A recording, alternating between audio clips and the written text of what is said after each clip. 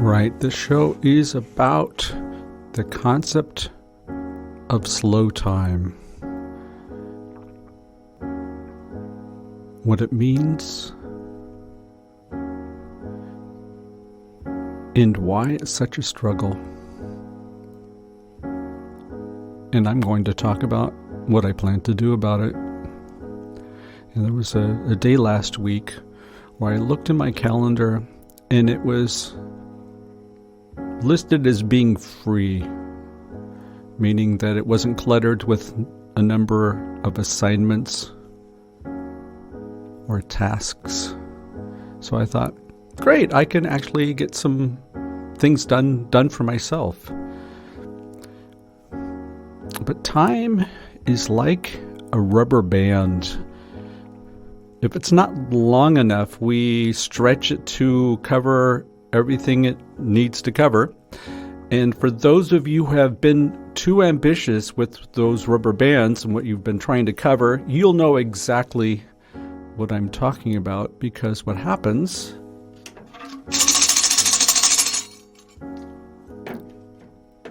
it breaks. Today, my time is managed by my calendar. For example, if I didn't log this show, then I don't discount the possibility that you wouldn't be listening to me right now. Now, perhaps that might be a bit of an exaggeration, but only slightly. So if I'm talking about a calendar that is constantly filled, what's it filled with? Well, let's start with those things that need to be done. Those things that there's no way around it. We need to get them completed. And of course, it's all managed by due dates. And then there's the time that I want to use for whatever is in my interest.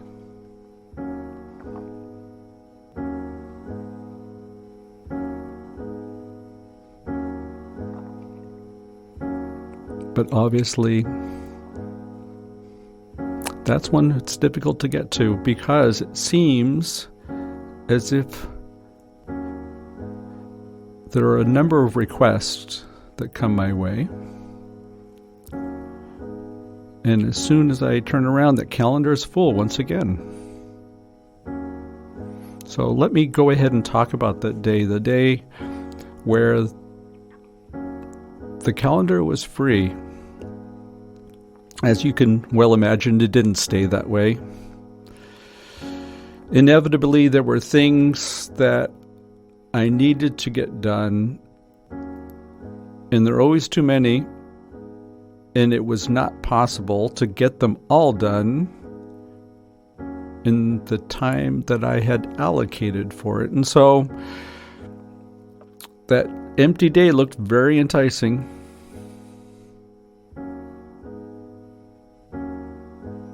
And then, of course, let's not even talk about requests that I receive. And I'm not blaming anybody. We all have a free choice. If we're talking about empowerment, and if I see myself as being empowered, that means I have the choice. And that's really what I want to talk about here. So in any case, I get requests.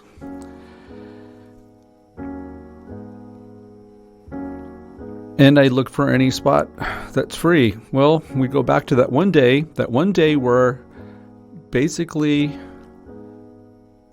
it was gobbled up.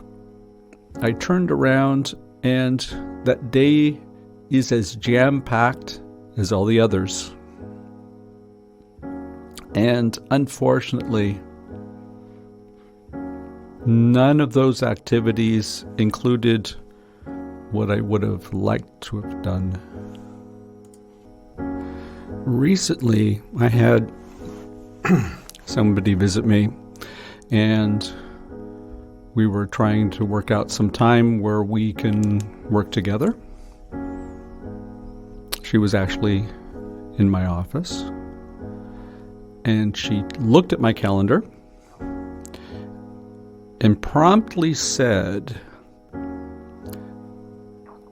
that the calendar makes her physically ill.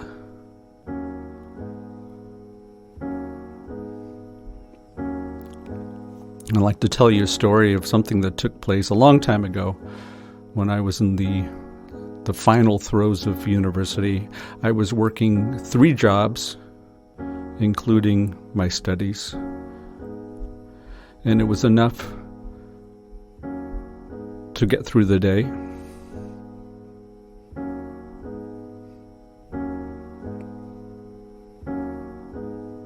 Basically, I averaged about 4 hours of sleep, and then it all came crashing down.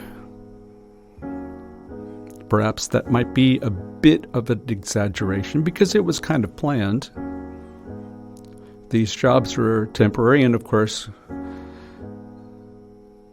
and the studies came to an end because I got through it somehow. But it all ended at the same time. And then all of a sudden, there was nothing. And I remember one day sitting in the chair in the middle of the room, and I really didn't know what to do.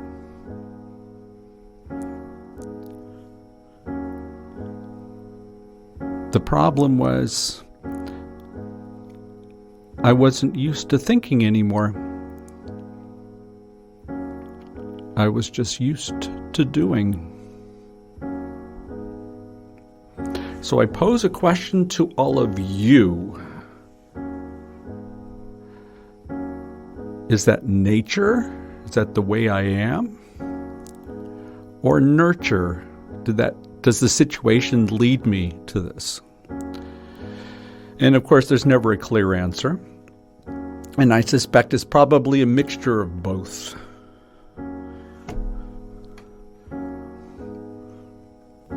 But what does this actually mean? And I thought long and hard about it, and I'd like to share with you some of my thoughts. And perhaps maybe this might get you to think about the subject as well. That would be good. I do, therefore I am. The idea here is that my activities act as my business card. And this is the image that I'm trying to portray. And I'm not talking about the one that we have on social media, where we go ahead and make the claim after we received a promotion or we accomplished something that we're especially proud of. We always come up with these quotes like, I am very humbled and impressed by the organization that actually went ahead and nominated me to be the inventor of the universe, something like that. But these activities certainly reflect how I see myself, and I would say, to a large extent, the image that I want others to see of me. So then the question is, why is this necessary?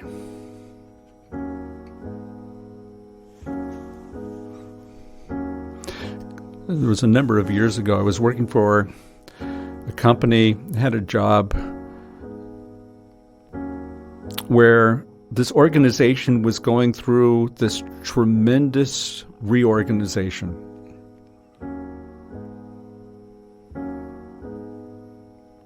And at the end, I wasn't quite sure who my boss was. I didn't really know what was expected of me. And of course, this one is not necessarily new. I'm used to that. Very often we have no clue of what our processes are and what we're doing. And so each individual is left to their own devices and tries to muddle through as best she can. But this time, I decided to do it different. Because usually in such situations, you start scrambling around to show that you are super busy, although in essence, this is just make work. We're not doing anything constructive. We're just trying to convey the impression that we have a lot to do.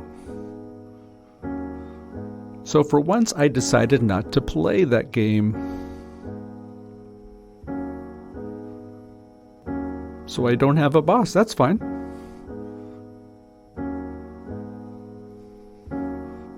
I don't really have anything to do. So I decided not to pretend anymore. This went on for 18 months. And there were times where I thought the gig was up.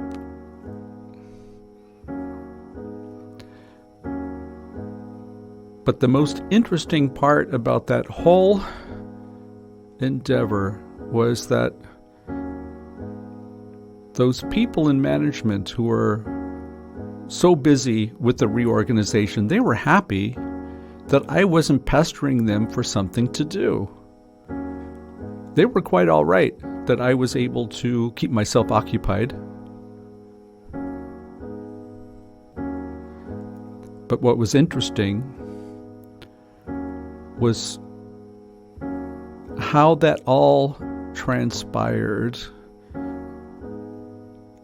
and what I saw, what was happening or not happening right in front of my eyes.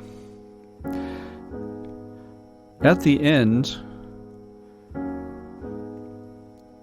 it would be an exception if I was to receive one mail a week.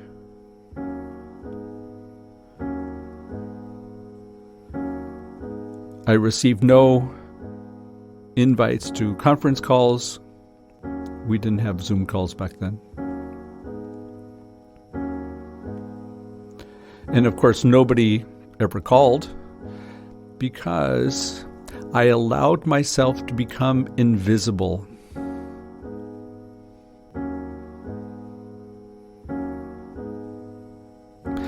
And I realized for the first time, maybe some of my actions prior to that, before I decided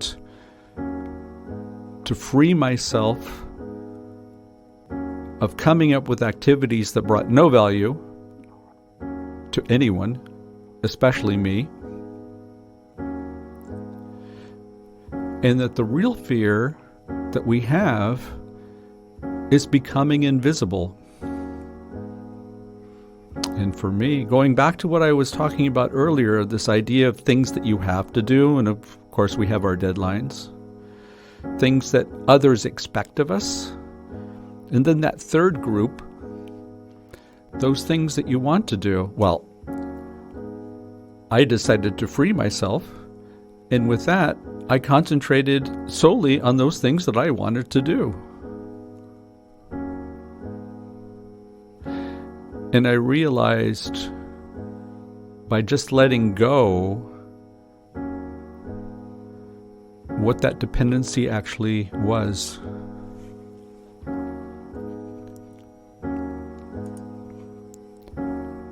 And of course, how wrong I've had it for such a long time. And our program is dedicated to the concept of slow time.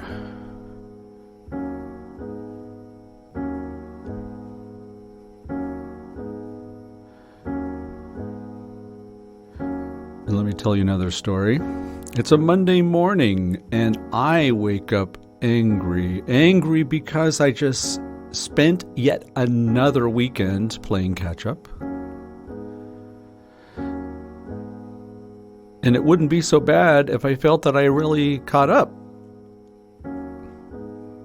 Only half the tasks were completed. Angry because I did not receive a response from those people who treated the weekend the way it was intended, and angry because we are playing Groundhog Day every day, and I know already what next weekend's going to look like. And that makes it awfully difficult to keep the motivation throughout the week. And of course, this does catch up with you. Our energy is not infinite. And I feel myself being slowly zapped. So I ask you the question, is the problem the inability to say no? Is it perhaps the fear of boredom? Or maybe the fear of missing out on that full life? As if occupation is the only way that we can measure that fullness?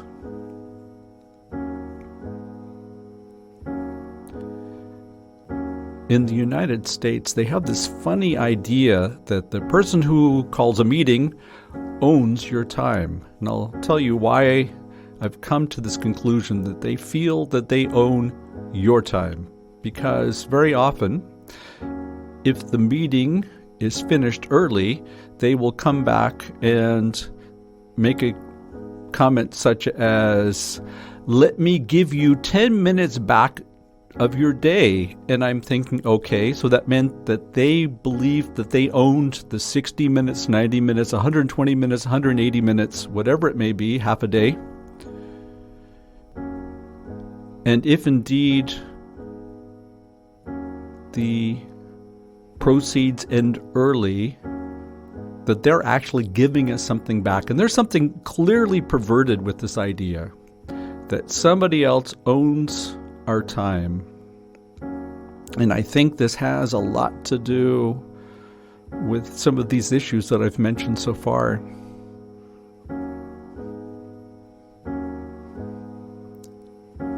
If somebody else feels that they own your time, did that just happen on its own?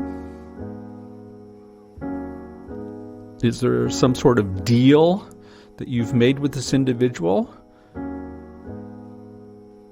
So you are present for a certain amount of time, and you are paid for being present, regardless of whether you come up with anything valuable or not. We know that one very well.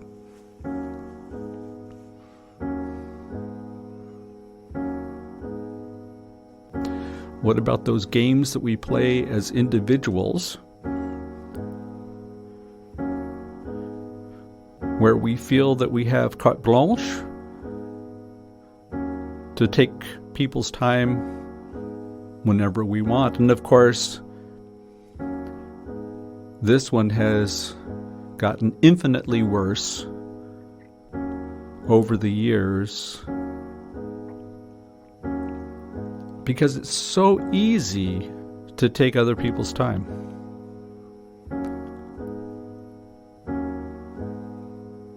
So the real question is, how do we go ahead and defend ourselves, right?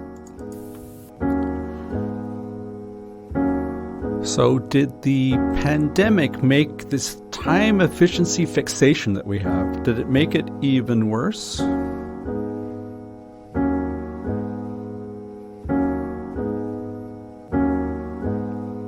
Are days where I could at least speak for myself, because that's the only person that I can really speak about on an honest level. My days have become one long stream, and I feel that my umbilical cord is directly fastened to my notebook. Unfortunately, the physical has been more or less removed from the equation. There isn't any separation of any activities, especially for those obsessive types like me. And the only real excursion I have is making my weekly pilgrimage to the Klosterneuburger. That's where I am right now, hosting this show.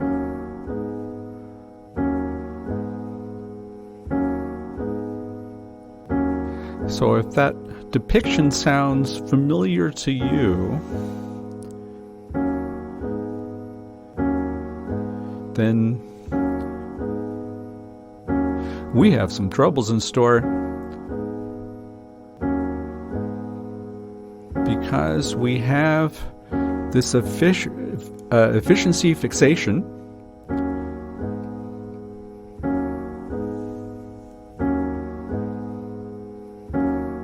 and I think for a number of individuals that one's going to be a difficult condition to correct. Now, of course, we say that acknowledgement is the first step towards redemption. So I look at this, certainly looking at my situation, as being cathartic. And of course, doing the show and talking to you about it is all part of that exercise. And in fact, from a certain perspective, we can actually look at this as being, we're performing a scheduling exorcism. Out, Jezebel. Come out now. Come out, destruction. Come out, destruction. Come on, grief. Jezebel, you're gonna listen to me. Out, Jezebel. Out. Out.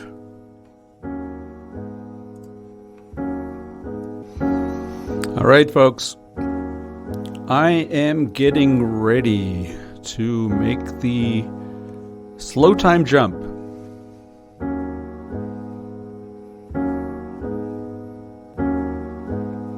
And for all of you who find yourself with the same affliction, I welcome you now to join me. So let's perform the jump together. I am not concerned about the boredom. There will be no boredom. The brain is never inactive. Just because you're not maybe cognizant of what your brain is doing, it's working overtime, whether you like it or not. And in fact, what our brains are asking us to create some space so that the thoughts can better move around and we can make sure that it's valuable, that time that we have thoughts go through our head, in comparison to a Monday morning where you wake up angry. I personally think that's more than a fair exchange.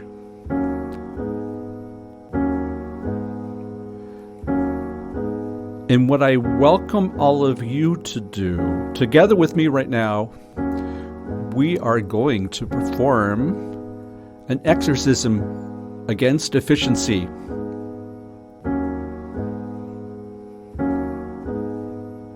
Are you ready? Let's go. Out, efficiency! Come out now! Come out, destruction!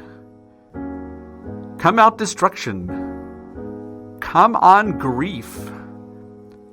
Efficiency, you're going to listen to me now. Out, efficiency. Out. Out. And if we refuse to let the efficiency devil tell us how we are to run our day, that is true freedom. That's empowerment. And if there was one thing that I wish for all of you, is that you can find that freedom. I have come to the conclusion that I do not disappear if I don't continuously remind others of my existence. Either they find value in me being myself, or they don't. But that should never play a role in the view that I have of myself. And I refuse. And that, my friends, is what I wish for all of you. That you can also exercise yourself of the efficiency beast. But no fear, I am not disappearing forever. I'll be back next week in some form. We'll see what that form actually is, and I'd like to thank you for listening. And in fact, I will be able to give you 7 minutes of your day back. Don't you feel happy?